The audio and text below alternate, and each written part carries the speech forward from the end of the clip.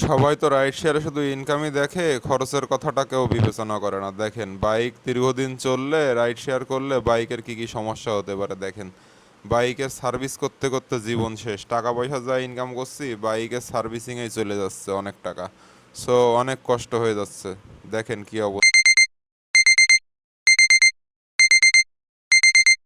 কি অবস্থা রাইডার ভাই ব্রাদাররা, কি খবর সবার? দেখেন, বাইকের ট্যাক্স টোকেনের মেয়াদ শেষ, 2 বছরের জন্য আবার রিনিউ করতে হবে, 2300 টাকা লাগবে রিনিউ করতে। দুপুরবেলা আজকে আর রাইড শেয়ার করিনি, প্রথমে চলে গেলাম ব্যাংকে। ব্যাংকে যে বাইকের ট্যাক্স টোকেনটা রিনিউ করবো, সো ব্যাংকে সিরিয়ালে দাঁড়ায় আছি, ট্যাক্স টোকেনটা রিনিউ করে নিয়ে বাসায় আসলাম। এখন যাব গ্যারেজে। গ্যারেজে বাইকের তার সার্ভিসিং করতে নিয়ে যেতে হবে। দেখেন, বাইকের ডাম্পারের সামনে যে ডাম্পার, ওইটার ভিতরে যে স্প্রিং, ওই স্প্রিংটা বেশি খেলছে, মানে বাইক একটু ভাঙার ভিতরে পড়লে কাঁপাকাঁপি শুরু হয়ে যায়। তো মিস্ত্রিকে বললাম, মিস্ত্রি বললো যে ডাম্পারের ভিতরে যে স্প্রিং আছে, স্প্রিং, ডাম্পার অয়েল সিল, তারপরে অয়েল, এই সব চেঞ্জ করা লাগবে। সো এই সব কিছু চেঞ্জ করে বাইকটারে ওকে করলাম। কিছুদিন আগে একবার ব্যাটারি চেঞ্জ করেছি, তারপরে বাইকের ওয়ারিংয়ের সমস্যা হয়েছিল, কয়েল পুড়ে গেছিলো, ওইটা ঠিক করেছি। এইসবে অনেক টাকা গেছে। এই মাসে আমার বাইকে 7-8 হাজার টাকা খরচ হয়ে গেছে। সো গ্যারেজ থেকে সার্ভিস করানোর পরে একটা উবার একটা কল ধরেছি, কিন্তু কিছুক্ষণ পরে কলটা ক্যান্সেল করে দিয়েছি। কি মন হলো যে ওইদিকে যাবো না, পরে আবার উবারে আর একটা কল অ্যাকসেপ্ট করেছি, মিরপুর শেওড়াপাড়া। তো মিরপুর 10 নম্বর আমার এক বড় ভাই থাকে, ভাবছি যে শেওড়াপাড়ায় ভাইকে নামাই দিলাম, 10 নম্বরের দিকে যাই। কিন্তু ভাইকে ফোন দিয়ে শুনি ভাই অফিসে নাই, বাইরে চলে গেছে কোথায়। সো এখন আর ভাইয়ের সাথে দেখা হবে না। সো এখন এখান থেকে আবার রাইড নেব, রাইড নিয়ে দেখি কোথায় যাওয়া যায়। এমন বৃষ্টি হয়েছে আর মিরপুরের এই সাইডে পুরো জ্যাম হয়ে গেছে, শেওড়াপাড়ার থেকে 10 নম্বর পর্যন্ত পুরোটাই জ্যাম। সো 10 নম্বরের দিকে আর যাবো না, এখান থেকে একটা রাইড নিয়ে ফিরতে হবে। আর বৃষ্টিতে পানিও উঠে গেছে রাস্তায়। সো এখানে পাঠা ওভার ইনড্রাইভে তিনটাই দেখেন, ওই যে লাল হয়ে আছে। এখান থেকে পুরো শেওড়াপাড়ার থেকে 10 নম্বর পর্যন্ত পুরোটা জ্যাম।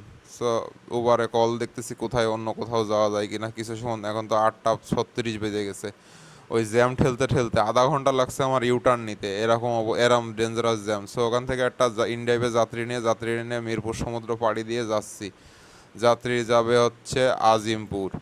সো আজিমপুর একটা সরকারি স্টাফ কোয়ার্টার আছে, ওইখানে যাত্রী যাবে। তো যাত্রীকে নিয়ে যাচ্ছি, সমুদ্রটা খুব কষ্ট করে পার হয়েছি। সো যাত্রী নিয়ে চলে আসলাম আজিমপুর।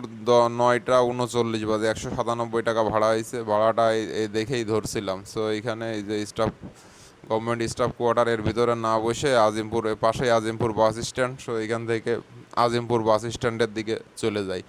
আজিমপুর বাস স্ট্যান্ডের থেকে একটা ভালো যদি কল টল পাই তাহলে নেব, নিয়ে বাসার দিকে ফেরবো, অথবা অন্য কোথাও যদি ভালো ট্রিপ পাই তো যাবো। তো আজিমপুর বাস স্ট্যান্ডে বসে আছি, এখানে আরও কয়েকজন রাইডার বাইরে বসে আছে। তো আমার উবারে 2 ট্রিপে 353 টাকা ইনকাম হয়েছে। সো গ্যারেজে তো 3200 টাকা বিল দিলাম আজকে। সব কিছু চেঞ্জ করে মিস্ত্রির বিল দিয়ে 3200 টাকা শেষ। এখন একটা কল রিসিভ করলাম, বুয়েট থেকে যাবে হচ্ছে মিরপুর পল্লবী। তো মিরপুরের ওই পুরনো স্মৃতি মনে পড়ে আবার একটা উবারেও কল আসছিল মিরপুর, কেটে দিলাম। মিরপুরের কল নেবো না, অন্যদিকে আর ভালো লাগছে না। 9টা 45 বাজে, ভাবছি বাসায় চলে যাবো। একটা এসে দেখেন কল, বনশ্রী। বনশ্রীও যাবো না, আমি এখন আর কোথাও যেতে চাচ্ছি না। সো এইখানে দেখেন আজিমপুর বাস স্ট্যান্ডে বসেই আছি। সো এখান থেকে আবার 162 টাকা কল আসছে, সব অন্য এমন এমন দিকে কল আসছে, মানে যাইতে মন চাচ্ছে না। বসুন্ধরা দেখেন 322 টাকা দেখাইছে, এখান থেকে কল কেটে দিছি, যাবো না। আবার মিরপুরের দিকে আসে, যাবো না। আবার 222 টাকায় বসুন্ধরা দেখেন, একটু আগেই দেখাইলো সেম ভাড়া কলে 322 টাকা, আবার দেখায় 200 টাকা দেখেন।